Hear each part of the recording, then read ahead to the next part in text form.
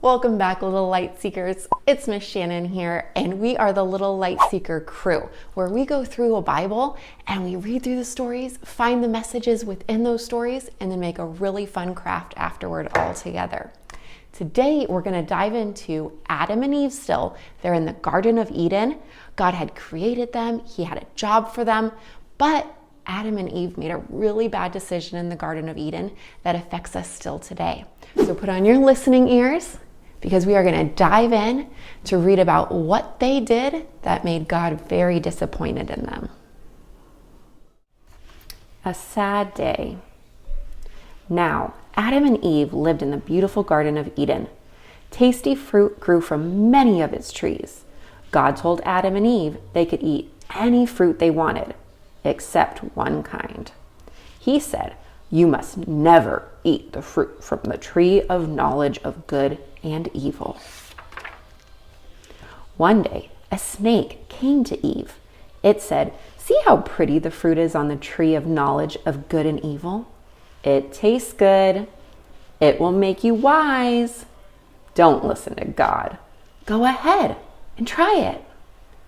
The fruit did look good, so Eve ate some. Then she took it to Adam.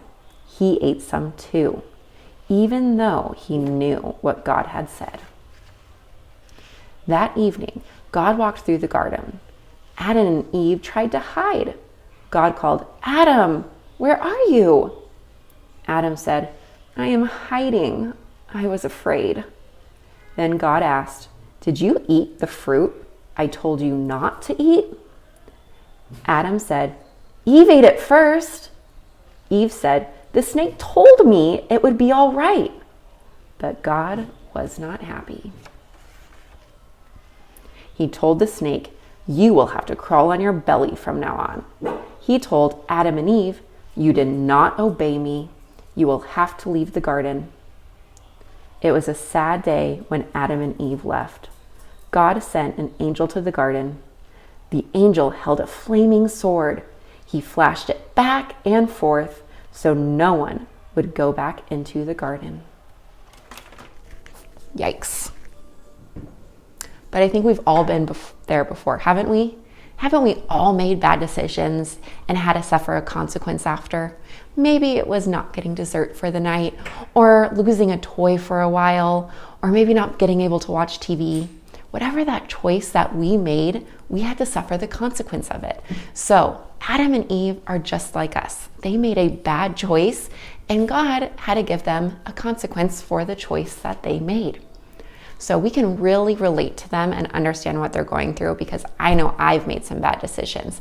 And I bet you can think what maybe a bad decision is that you've made throughout the week that you had a consequence for. And guess what? These choices that we have to make are never going to go away. Whenever you grow up to be my age, or maybe your grandma and grandpa's age, or maybe your great-great-grandpa's age or grandma's age, you are going to be faced with these decisions all day long, and we're going to have to figure out how to avoid them. So in today's craft, we are going to be making that tricky snake, and he's going to be going on a hunt around our house. So for this craft, we are going to need pipe cleaners, beads, tape, and some sort of string. I didn't have yarn or anything around my house, so I just had sewing thread. So whatever you have around your house, that's what you're going to use, because we are going to be taping up that string all around our house. I'm just using the hallway, but you could go outside to do it if you want, or use a specific room. And those snakes are going to be resting on that string or yarn, whatever you're using, and we're going to have to try to avoid those snakes at all costs, because they're going to be with us all the time. So grab those supplies and let's get going.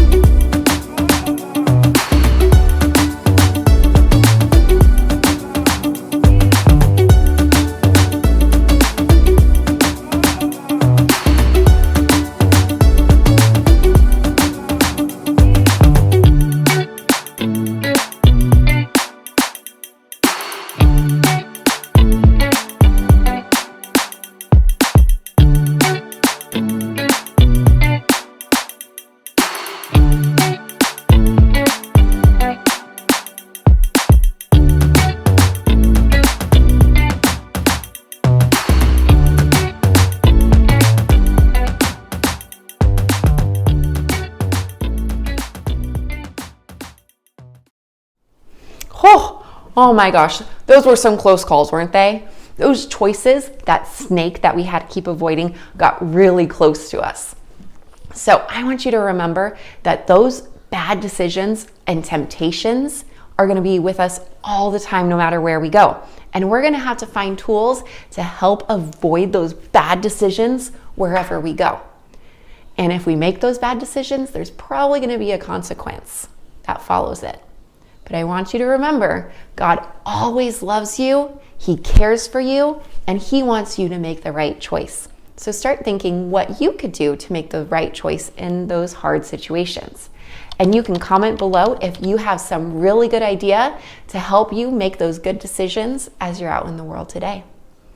So remember, God loves you, I love you, and God bless.